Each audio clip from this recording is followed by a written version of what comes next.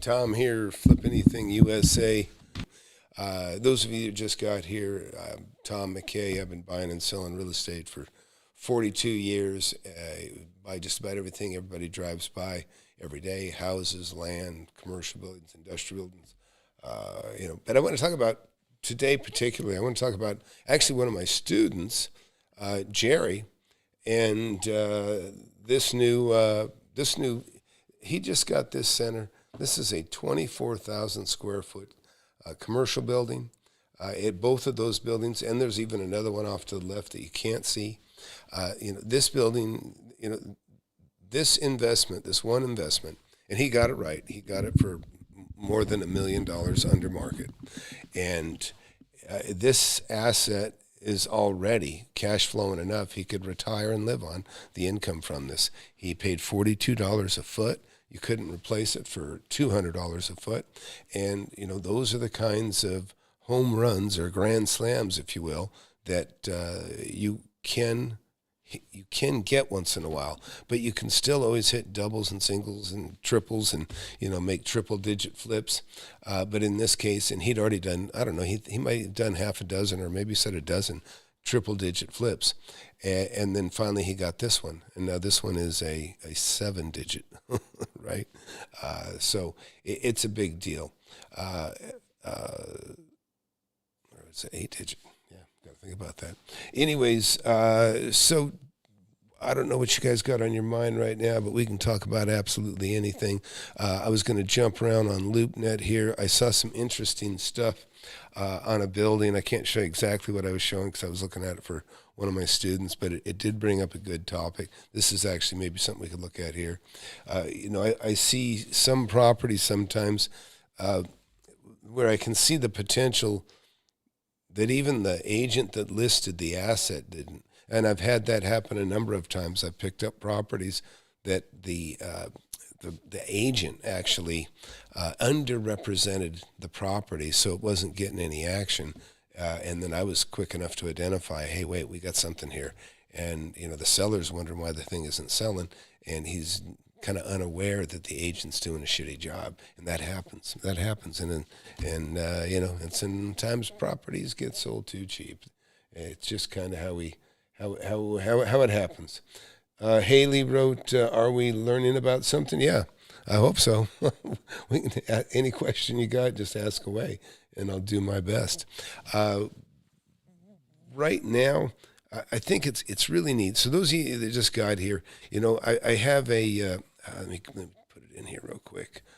I have a website, FlipAnythingUSA.com, and I have, I've already got several multi-million-dollar testimonials, people that have made over $1 million or over $2 million now, a couple of them, and all these guys you see here off to my right, they're all in that club of making hundreds of thousands and even millions of dollars. Ron here's already, he's got $4 million worth of real estate and only has $1 million worth of debt against it. So, if that kind of thing appeals to you, then you're in the right place, because that's all I concentrate on is teaching people how to build a fortune like I did. And I thought you might find this interesting too. I'm going to show you. I'm going to run you through, and I'll show you where I made my first million actual assets. I'll show you where the first million. And this is kind of something that I do, by the way, in the webinar, don't miss the webinar. Webinar's tonight, by the way, 7 p.m. That's only in like an hour and a half.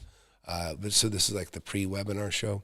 But I've been playing with Google Earth here, and one of the things I found I can do is I can open up a Drive project here, and I can show you a lot of the assets that I have owned in the past. And so I think I've got about 100 of them here, and I've had about 200 in my lifetime, which seems like a lot to some people, but that's only about 4 or 5 a year for as long as I've been doing this. So Haley wrote, hello, are we going to talk about something learning? Because I think I saw the title as learning thing. Yeah, learning about commercial real estate. Yes, can't talk too much during class, though, Haley. Sorry, I'm kidding. Anyways, so where you get there. So look, this is California. This is where I started. I started in California. And and this is just a brief rundown. So most people, you buy your home, and I mean, in general, investors in general, you buy a home first, and then you buy a second home, and then, maybe for whatever reason, you start to learn about commercial real estate, and people tell you the virtues of commercial real estate, which there are many. The key with commercial real estate, thanks, son. The key with commercial real estate is everything inside that building is responsible really mostly by the tenant. It can be the air conditioner. You're responsible for giving them a nice shell, clean roof, something that doesn't leak, clean interior box, keep the parking lot clean. But you don't have to deal with you don't have to put carpet down for them. You don't have to put lighting. You don't have to do anything inside there. But like a house or an apartment, you're responsible for all that stuff. And all that stuff can get damaged. And then when it gets damaged and somebody moves out, you're on the hook to replace it to make it, decent for the next person. So when I first started, I'm going to show you something here. So I started with a piece of what we call a flex. It's kind of a commercial industrial type asset, right? And you can see this is a little bit of a commercial neighborhood, or industrial neighborhood, I should say. And I bought many properties in this area. But back here, this is a hardware store. There's a furniture store over here. There's a big meat, a butcher, big, huge butcher shop. I remember Callus Meats, I think they called it here.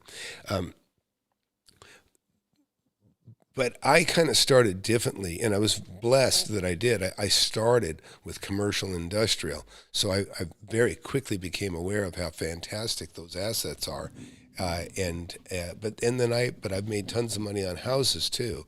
So, and in the webinar, that's kind of what I do. And just to give you an idea, I want you to take a look here. These are all properties that I personally negotiated, and there's a lot more. But right here, just what you see right here, these are all ones that I personally negotiated, and these are a rock's throw from each other. Even where I'm sitting right now, 30 years after this, I can throw a rock, land on something I own, throw it again, either direction, and I can keep chucking that rock until I've hit tens of millions of dollars of real estate. That's how close it is, and that's why you should be interested in this. People are spending money in other states. They go, oh God, I can get this house. It's a really great deal. It's only $30,000 or $40,000. Well, you're saying it's a great deal compared to the place you live 1,300 miles away. It's stupid. It doesn't work that way. It's all about the location and what's relative to and near the area. And there's some really, really great lessons in here. And so I'd love to see some really great questions here too. Is the housing market going to crash? Should I still flip properties? Well, let me tell you, I'll just answer that GP by telling you that I'm closing a house next week. I closed a house about 6 weeks ago, okay, and I bought them with the intention of making money. I'm going to make $100,000 for sure. I'm starting to think I might make 120 plus on that one. And I'm going to make at least $50,000-$60,000 on the one that I'm going to close next week. So you should never stop buying property, but you should never buy a poor property. In other words, I always say this to all my students. They all know this from inside and out. Many subscribers know this already too. There is no bad real estate. There's just bad deals. So we're going to get into it. Give me one moment. It's the best thing I ever did.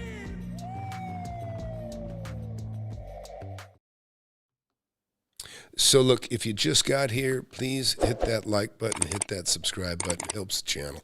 And you want to know about real estate, man, nobody's going to be able to tell you like I can. I just started so young. So I want you to take a look at this. This is a Google Earth. So look out here. I want these properties right here, and you'll learn about this if you get in the webinar. These are all things I bought before I was like 23 years old. In fact, it brings back memories. This one right here, this was a FHA loan property that I bought for $34,000 and I sold it for $56,000. So I made $22,000 on this property in about a month's time. At a time when $20,000 was probably more like $60,000-$70,000 today. And I actually, there's a little laundry room back here you can see on the street. And I'm going to get to the commercial stuff because I want you to see that too. I bootlegged a little, like a second unit, so it was kind of a little illegal duplex. And I poured this concrete so a car could park up here. This was their back door to get to their front door, basically. And, these are things you do when you're young, especially. And, but particularly, I want you to look at this house. This is really an interesting one. Now, this is like a commercial/industrial area. So this is a place I bought. Again, I needed a partner at the time. I had a struggling business, but I had a buddy that could put up the money. Now, this little place right here, this is what's really interesting about this. I bought this 35 years ago for, I think, $40,000. And I bought it with a partner because I couldn't afford to buy it by myself at the time. And I said immediately, well, we were going to flip it. We're going to sell it for 55. He said, man, I'd like to keep it. I said, okay, well, there's 15,000 profit. We'll split it. Give me $7,500 and we'll take my name off the title. And that's what we did. And then he got it. But here we are 35 years later. That property, basically I sold for 55. 35 years later, it sells again. For how much do you think? $80,000. And it was worth a lot more than $80,000. That guy bought it for 80. He dolled it up, just painted it. He couldn't have put 20,000. This is only an 850 square foot property, but he sold it almost immediately for 200,000. And let me see if I can show you. And on this property, I can show you. Let's see what I can show you. I guess I can't. Anyways, it had been boarded up, but now it's worth about 300,000. So the guy that bought it for 80, flipped it, made 100. The guy that bought it behind him looks like he can make damn near 100,000 himself. And that's how you get there, is by flipping. And then you take that cash and then you start to buy bigger and better assets. This little property here, so take a look at this. This was kind of an electronic fixture showroom when I rented it out and later sold it to a company. I bought this little corner for $105,000, and I got it owner financed, creative financing. Nobody's done more creative financing than I have, believe me. I had no choice. I was 19 years old. I had no other options. I mean, I couldn't buy with a conventional loan till I was 25 years old, and I'll show you that asset too in a minute. But assets like this, I have a thing. I talk about ugly old buildings and just how damn profitable they can be. So is the housing market going to crash? Look, everything's going to crash with people that are over leveraged. And believe me, you might be sitting fine right now and making money on a property that you've got at a 4% interest rate. But when the switch flips and then all of a sudden you got to start paying 7.5%, it's no longer a good deal. You're going to be upside down on your property. That's for many, many people. And it's unfortunate. There's going to be a lot of money made. There's going to be a lot of money lost. And, and like I said, I've made tens of millions of dollars in real estate. And this is a high school back here. See that little high school? That's the high school that I did not graduate from. I was not built for high school. I got my reading, writing, and arithmetic down, and I was out of there. But within this little group that you see here, this is where it started. This is how I got to get to where I started buying much, much bigger. And land, don't overlook land. People say, oh, I don't want to touch land. Listen, you never say you never want to touch anything.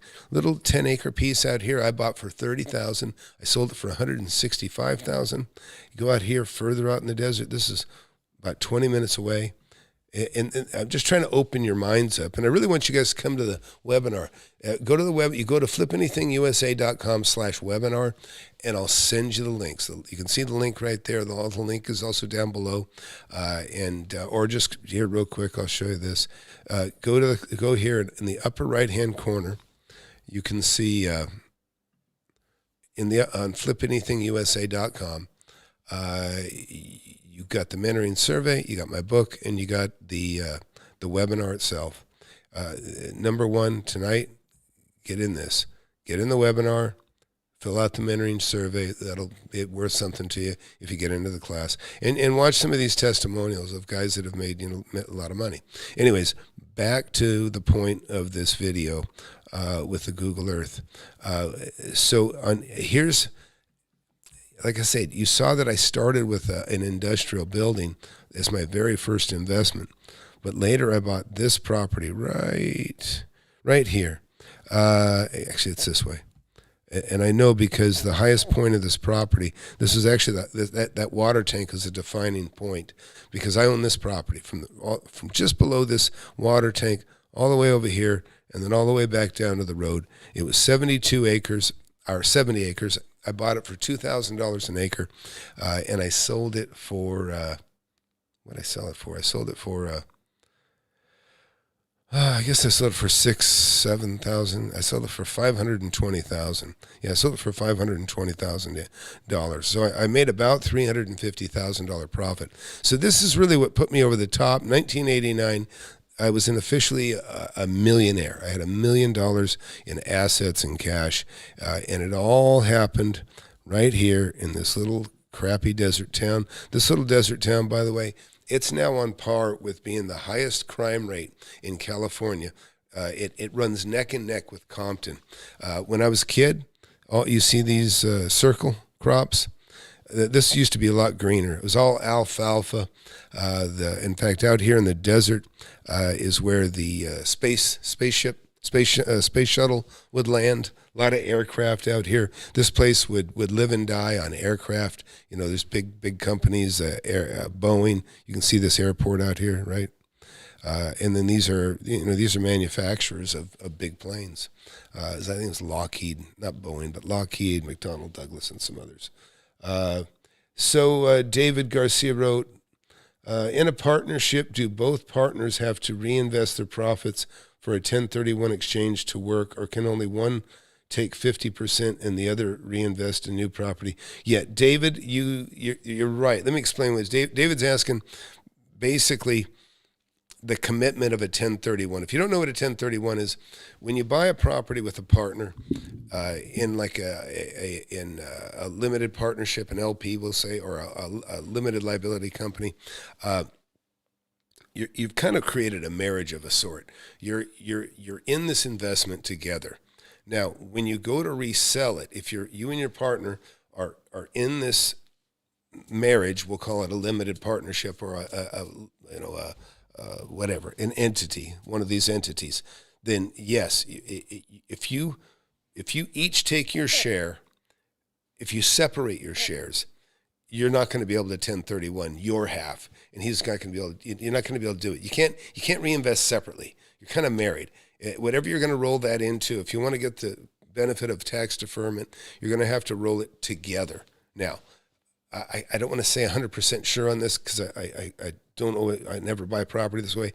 But what you can do, David, is if you and your partner buy the property as joint tenants in common, I believe then you can separate it. Unlike an entity of a limited partnership or an LLC, if you own it as joint tenancy, which is just a way of holding title without going into a separate entity, that's you and him owning it together, but as joint tenants in common. I think if it's not joint tenants in common, it's another, it's a variation of that.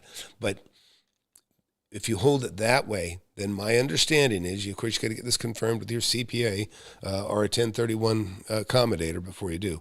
But then you can make a sale, and then you can invest yours and defer the taxes. But no, you cannot do it. You can't take the money out of an LLC. Now, you might be able to do this. I'd check with your CPA on this. Because I have some property, not very much, but I have one property like that. And if I don't want to continue to have this person as my partner, I think it's possible that we can deed the property back to ourselves as joint tenants in common. In other words, you can take it. That's one thing about a limited partnership. You can put your assets in it. You can take it back out. It basically flows through either way with the income. But confirm it with the CPA, but there's a chance you could bring it back, hold it as joint tenants in common, just for the purpose of selling it, and then you could have your separate gains and defer them or not. but confirm it with the CPA. But I'll throw that to you just so you know. But that's the only way. So those of you guys remember, you're getting a 1031. When you make that commitment, 99% chance you're not going to ever be able to defer those gains unless you stay. My partnerships are, my wife and kids, and that's how it's always been. I got one partner that now he's passed away, and now his kids are my partners. And he was a great partner. And his kids are great partners now, too, because I hold the reins. I do everything. I just cut him a check. Let's see. GP wrote, tons of value. Thanks, Tom. Oh, thank you. I appreciate that, GP. So, look, I want to go back to this. And any questions, man, just throw them up. But and get into the webinar tonight. Seriously, if you haven't been in my webinar, I'm wrapping this up, guys. And a lot of you I know have been in the webinar multiple times, and you're getting your money together, and I totally get it. But I'm going to close it out till probably January next year here pretty soon. But I'd love to have you in there before. So look, so after, I pretty much made my first $1 million over here with this group of stuff here, and some over here too. I started buying land up. This is land, and I bought, for every one of these you see, I bought 5 to 7 more. Okay. I didn't want to load this up with 60 dots. I started building homes. I bought about 10 or 20 properties of my own, and I started building. I'd make 70 grand on a house, which was a lot back then. But I really was making most of it on the land. And one month I sold 3 lots and I made 60 grand. And I probably didn't have 5 hours time in those 3 lots. And I made as much as I made on building a home, which takes 6 months by the time you start to finish. So I built 3 homes and I was done. And then all I did was kept flipping lots and taking that cash and buying bigger and better assets. Out here, a little further down, there's a little place here called the Rock Store. Famous, there's an actor that owns this place. It's cool. He's actually just passed away. But this is kind of a big biker hangout out in the middle of nowhere. But I actually got the biggest single piece of commercial property right here. This was a 200 by 200, only place to put a decent store. I'm kind of surprised they hadn't done that yet, because that was like 35 years ago that I bought it and resold it. So back to commercial stuff. What those of you watching, listen, if you haven't owned a piece of property yet, or maybe you owned a little bit, usually you have a dream, right? I want to do a house hack. I'm going to rent out a room. I want to get a duplex and rent out one side. That's one of the things I'd thought about when I was younger. But I quickly learned, no, the money's with commercial real estate. And there's a lot of money in flipping houses. That's the way to do is buy and flip. Houses, you can make a lot of money on the flip. They go up a lot sometimes, but they usually don't pencil out very well as a long-term investment as far as cash flow goes. Larry Weiss wrote, trying to focus on which type of real estate investment to get started with. Single family. Okay, so Larry, how old are you? I have an idea of how established you are. Listen, you should, I'm super well established. I still buy houses, okay? I buy a lot of houses. In fact, I'm going to jump you to even back here. I don't even show all the houses, on Google Earth here that I own, but I own a lot more than that in this area. But it doesn't matter. A crappy little house between $30,000 and $50,000. It's just not much to it. But so now let's take you to. All right. So look again. I want you to take a look. I have a thing I tell my students about called barbells, right? And this is, and I don't even have all my properties in here, but I still own a lot of these properties. And you can see, right, every one of those blue dots is something I own or have owned. And, if we start down at this end, these are some of the earlier investments I actually made in this area. Apartment buildings, right? These are apartment buildings.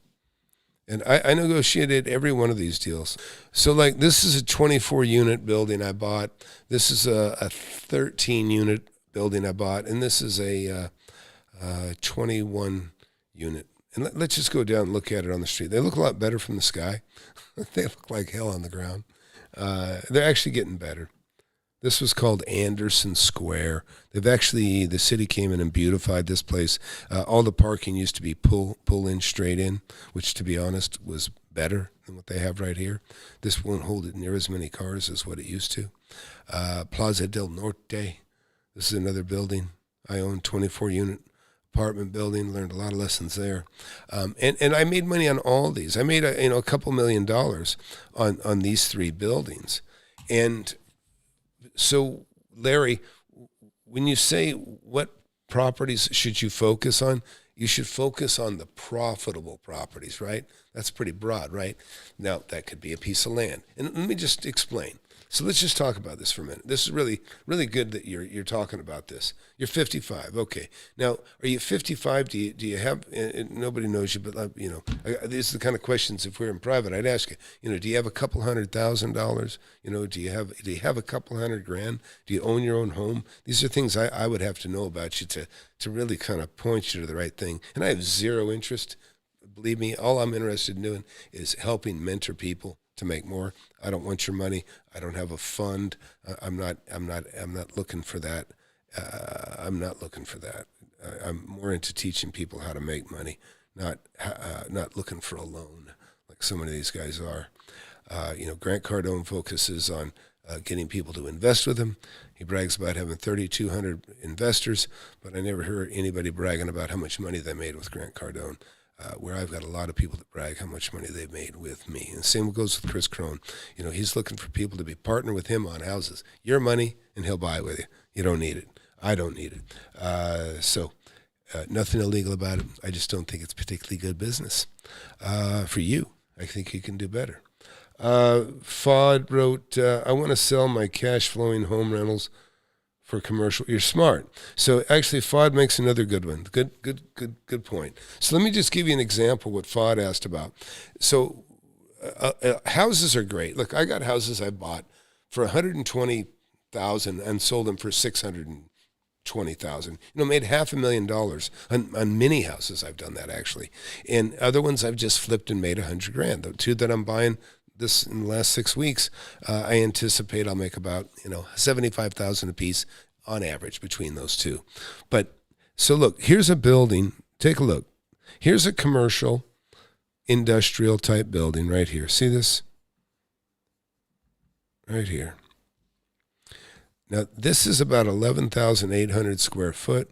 This is actually a funny building. You see this? This is actually 2 buildings, and then they joined them together. So I actually had 2 buildings there, but I always kept them as one. Had 2 different electric meters. Now, this building here, look at it, it's by railroad tracks. It's hidden from the street. Is that terrible? No, not at all. It's not terrible at all because what it is it's extremely well located.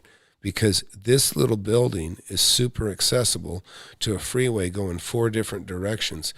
That is part of what falls under a great location. Having something near this kind of arterial, transportation system is absolutely amazing. So anybody that works here can go here, and those are the different directions people live, Not everybody can afford to live in this town. This is a very expensive place to live. I think the average home in this town now, where I reside is, I think the average price is median price home is $490, and there's lots of $1 million, multi-million-dollar ones too. But this little building, there's a couple things I'm going to tell you about this building. First of all, I sold a house to buy this property, and I bought this property. I paid $240,000 for this property, and I held it for a while, but I made about $60,000 to $90,000 a year income. And why would you sell a property? Well, why would I sell it? I would sell it to buy something much better. And I held this for a long time, made money while I had it, and when I flipped it or sold it, I made $1.5 million. Okay, I technically I guess I made $1.48 million, but the thing paid for itself so many times over already. But I bought this for $240,000, sold it for $1,700,025. So right at about $1.5 million. Now, why would I do that? Well, to buy something better, buy something bigger and better. So, in fact, this is what I bought with it. I came out here, and we're getting to the title point, right? I bought this. I bought another little retail center. Now, this little retail center, and this is it's the same in most of all of them. You got a karate school, or in this case, got martial arts. I've got a vet. I have a dry cleaner, I think, in this one. A coffee shop, a couple of loan outfits. Let's just go down. Let's go down and take a better look here. Yeah, I got a vape shop. There's actually a paleteria, a popsicle shop, right? Anyways, but these things, I mean, whatever's in this building, here's the beauty of this type of thing. Go back up here. The same thing that's in this building, guess what, is in this building? In other words, everybody utilizes, it doesn't matter if you have another restaurant nearby. It doesn't matter if you have another gas station nearby. It doesn't matter if you have another dry cleaner nearby, because look at the density. Look at all the people that a commercial building serves. And here's the best part. A commercial tenant, they lose money. They don't stay around. They leave. They go out of business, and then somebody new comes in and takes their place. It's not like a house where they hang on and stay there. It's crazy. So back to Fod. I want to answer Fod's question. So Fod wrote, I want to sell my cash flowing home rentals for a commercial property. Well, like I told you, that's what I did to buy that building there that led to me buying this building. So that came from a house, and this asset here is, pushing north of $4 million now, and it started with 225. That's just one little set of assets. Anyways, I see people are starting to leave. I'm boring people, so sorry. Listen, those of you that are not bored with converting your cash and assets into stuff that will perpetuate income, take care of you long, and take care of your family long after you're dead, this is the way to go. And in fact, I want you to take a look at this too while we're at it. Let me see. I'm going to answer Fod's question real quick. Okay, so I just want you to show you. Let's get back into my barbell. I call it a barbell, by the way. A barbell, just so you know, is you'll buy a cluster of properties like this around your home, say, and then you get over to another area that's, say, near your work, which is just exactly what this is. And then it ends up looking like a barbell, right? Because you got a cluster here, a big round circle of properties here, circle of properties, you can make it here, circle of properties here. And so what ends up it looking like is kind of a barbell.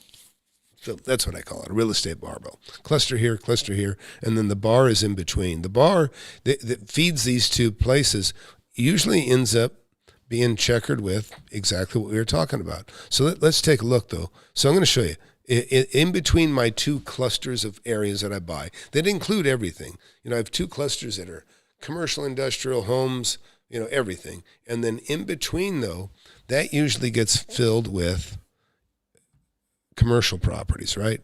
There's a 20,000 square foot one. Okay. Also within that, what I call the barbell handle. Here's another one right here. This one, I've got a big building. I got food parks here, food trailers. Now we're heading back down that direction. Now, again, here's another commercial strip center that I own right here.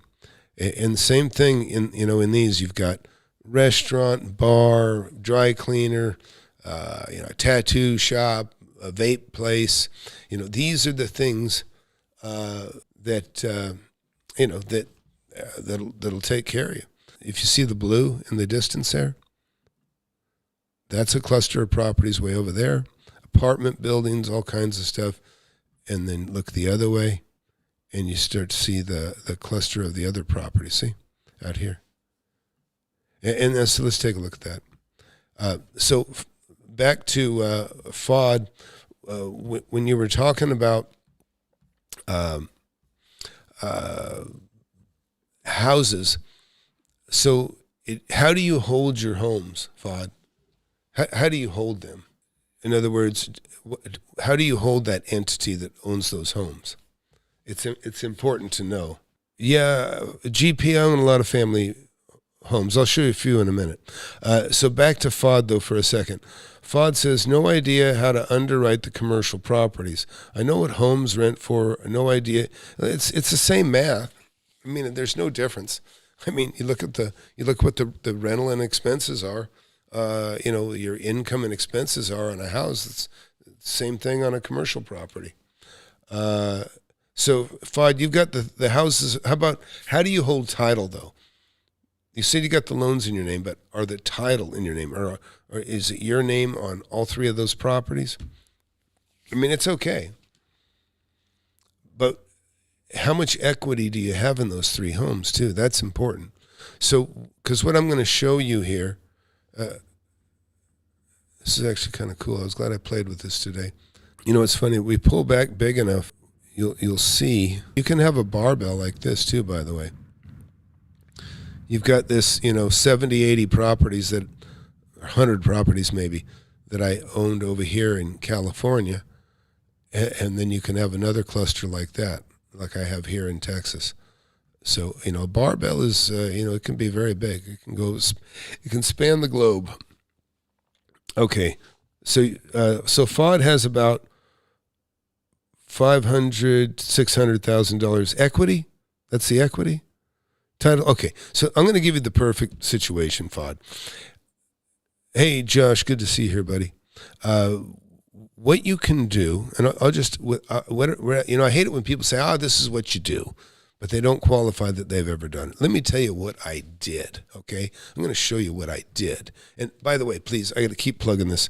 Guys, please hit the like button, hit the subscribe button. I promise you I never mislead you. I'm definitely not the slickest YouTuber, but I promise you I'm one of the smartest real estate YouTubers you're ever going to run into. Most experience for sure.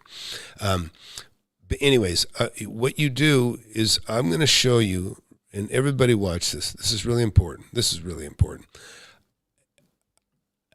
You can do what's called a reverse 1031.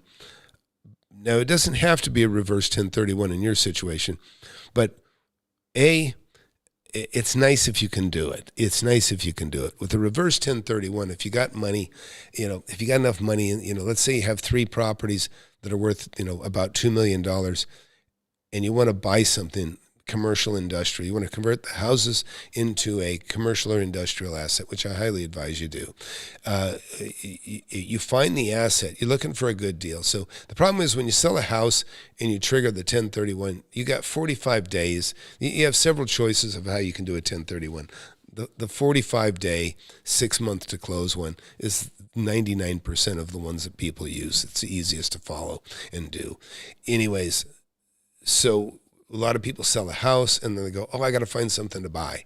And if they got 3 homes to sell, then they're really in trouble because it's really hard to get 3 properties sold in time to make the party happy to close the one that you want to buy. But if you got a 1031, if you do what's called a reverse 1031, you get your chunk of money. Maybe you can get $2 million together or whatever it is, and you buy the asset that you want to convert the homes into. So you buy the asset. In this case, I had the money. I paid $1.6 million cash for a building. Okay, and I'll show you the building too. I paid $1.6 million for, for this building right here. I paid $1.6 million for this building. This is a beautiful industrial building, right? High ceilings, a lot of power. Company's been in there 35 years, just signed another 4-year, $600,000 lease. I paid another $2.5 million for the land next door, but forget about land right now. But that building brings in $12,000 net. Okay, they pay about $15,000, but I get a net $12,000 a month out of that building. Now, what did I buy it with? It wasn't this one. It's at my other end of the barbell down here.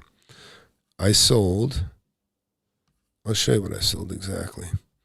Okay, I sold this house you're about to see. Oh, I lied. I sold this house that you're about to see. Okay, so those of you that are listening, not watching, I'm showing a house that I bought on a corner. This house I paid $120. I sold it for $600, and it sold it for $600, and I was wondering where the fence went. I bought this house for $129,000, $120, and I sold it for like $650, and then but I'd already bought that big building, so I bought that big building. And I put that into the name of the accommodator. I put the building in the name of the 1031, entity. They took it, they held it, they owned it with my cash, but they owned it. Now, I sold this house that I just showed you. Then over in this neighborhood, I sold two more. I sold these two pretty houses right here. This is another house I paid $129, sold it for $600 and something. This one I also sold for $600 and something. So basically, I had approximately $1.8 million in houses with more than $1.5 million equity, more like $1.7 million equity. And I took the sale of those three houses and I bought that building that I showed you earlier. And these weren't bringing me more than $2,500 a month net after taxes and everything else. That's why houses are not a great, they're not a great income rental wise. I mean, if you guys do Airbnb, which to me is buying a job, I got zero interest in Airbnb. But the bottom line is I took those three assets, made $1 million on three houses, $1 million plus, and I bought a big industrial building. The industrial building pays 3 times the rent, and it always will be a good deal for that. So let's see. Josh, I held those homes. I thought I was going to help my kids into those homes, so I held those for longer than usual. I would say 10, 12 years I held those houses. They made money from day one. The day I bought them, I could have made money on them. I bought them all under market at that time too, but the area did, like a lot of areas, things picked up. So JP wrote, how did you buy it for $120K? No, yeah, Josh, no, I mean, you need to get my book. Each one was bought differently. A lot of people think, well, how do you do that? Yeah, listen, there's a different story for every property you see, over my shoulder here. Every single one of them is a story in itself. Nothing is ever the same. There's so many different, situations you get into negotiating.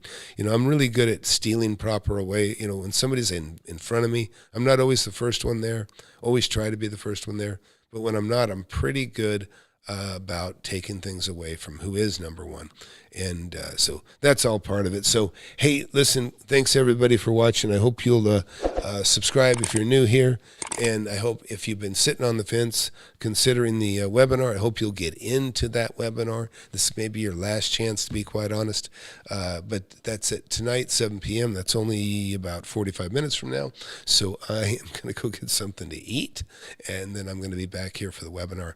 You guys get in there, FlipAnythingUSA.com/webinar. I'll point this to you again because you're running out of time to get into it. Right here. Just go right here to webinar, click on that, and then this form will pop up. Fill out this little form, and then you'll immediately get an email with the link to get in there, and we'll see you there. Looking forward to it. Josh, great to hear from you. Good to see you, buddy. Looking forward to talking to you more about the land. Josh here's actually in the mentorship. He's done really, really well. Quit his job. That's how well. And he's kind of doing what I did with land. He's even doing some things I hadn't done with land. So that's the beauty. Is so many people in the class. The class is just so valuable. Such a great asset in itself. We've got so many good minds in there and people making money that. You couldn't be in a greater company. So we'll see you guys at 7 o'clock, I hope.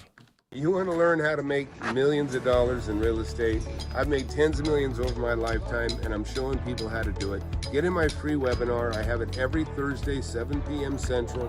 Go to the link below, FlipAnythingUSA.com/webinar. Sign up for it. You can talk to me face to face if you want. Don't waste any time. Hit that subscribe button, hit that like button. You don't want to miss my channel. I've been doing it for years.